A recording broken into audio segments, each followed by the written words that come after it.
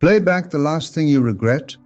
Odds are it isn't something you did, it's something you said, a sentence you'd pay to take back, a reply you fired off too fast. Now play back the thing you've held onto the longest. Odds are that's a sentence too. Something someone said to you years ago, kind or cruel, that never quite left. Last week we stood at the pond and learned the smallest thing you can control, the half second before anger moves. This week the water widens, because the first thing anger reaches for, the first thing everything reaches for, is a sentence. Words are free to produce and almost impossible to recall. The people who wrote Proverbs 3,000 years ago watched what sentences cost and left behind a field manual for the most dangerous tool you own.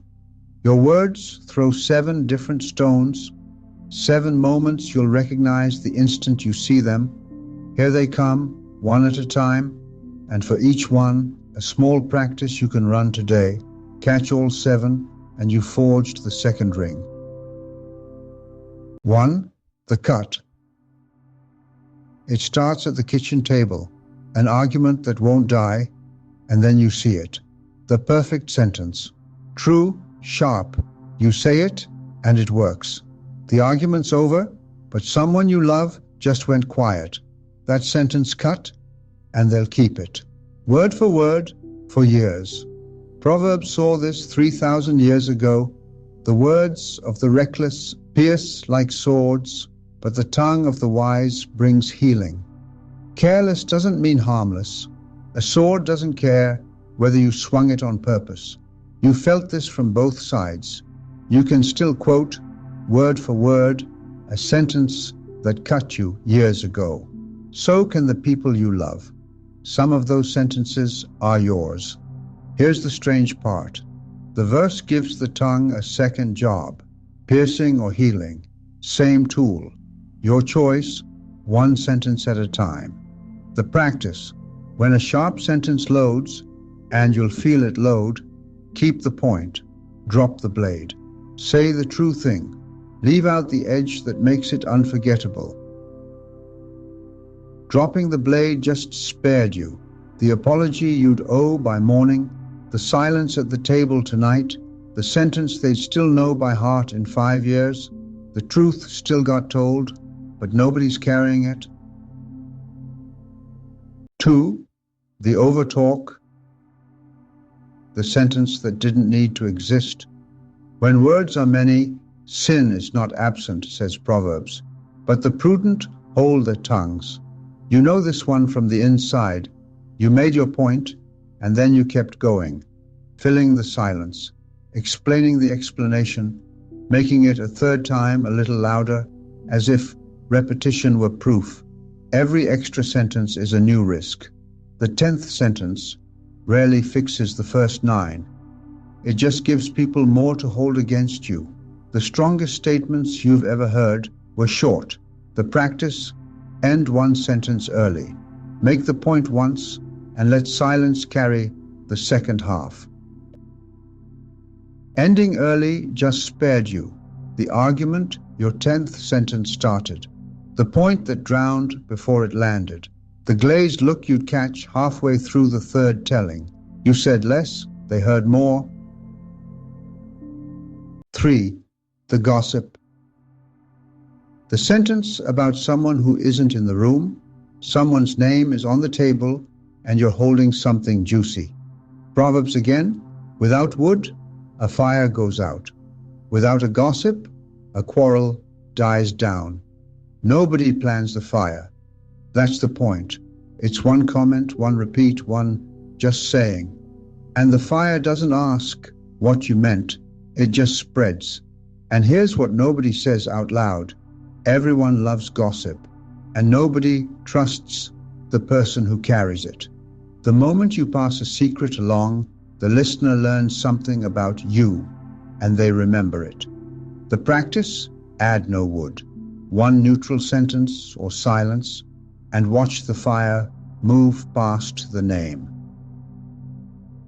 Adding no wood just spared you The fire that never reached their name, the version with your name attached, making its way back. The friend who'd never again tell you anything real. The story died in front of you. Both names walked away clean. 4. The white lie. The sentence that bends. The convenient lie. The small false one that's easier than the true one.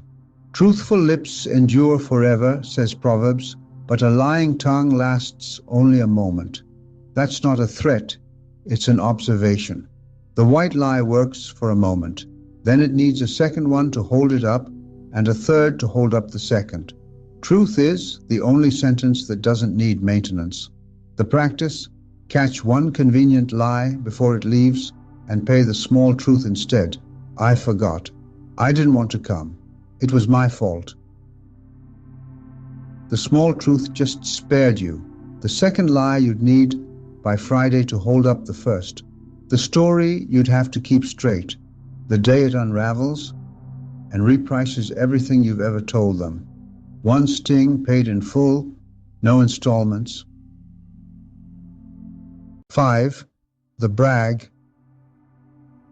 The story where you come out a little taller than it happened. Proverbs is blunt about it.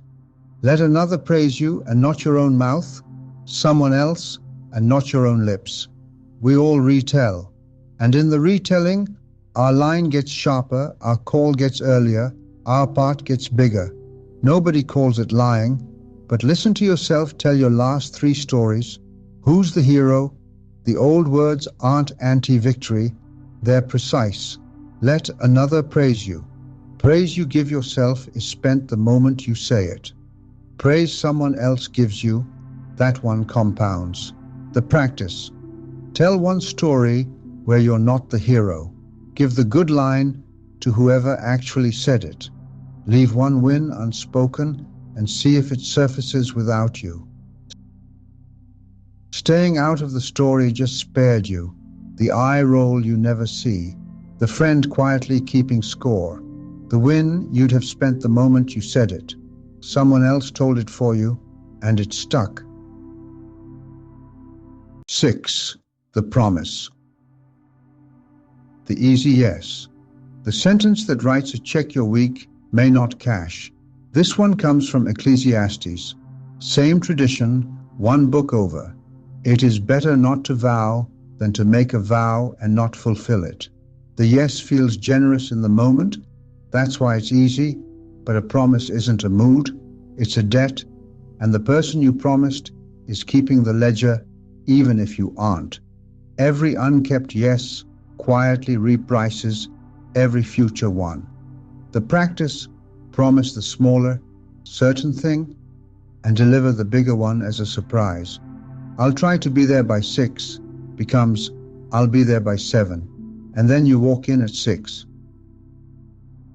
The smaller promise just spared you the excuse call you'd owe by Sunday, the quiet mark in their ledger, the next yes that would have counted for less. You walked in early, your word just gained interest. 7. The unsaid. The stone makes no sound when it lands because it's a sentence you didn't say. The thanks you meant to give, the praise you thought but never paid, the kind word that stayed in your throat. Proverbs says, how good is a timely word. 6 stones this week were about the sentences to catch. This one is the opposite. A disturbance made by silence. People rebuild themselves around one specific sentence of real praise. You've kept one for years. Somebody near you is still waiting for theirs. You've already written it. You just never delivered it. The practice: deliver one owed sentence before sundown, out loud or in writing. Not good job. Name exactly what they did. The way you stayed calm in that meeting changed the whole room. Specific is the whole trick. Good job bounces off. The name thing gets kept by the same person who's still keeping the sentence that cut them. You get to choose which one they file next to your name.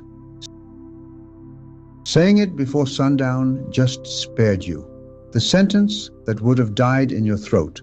The years they'd have spent never knowing. 10 seconds out loud, kept for a lifetime.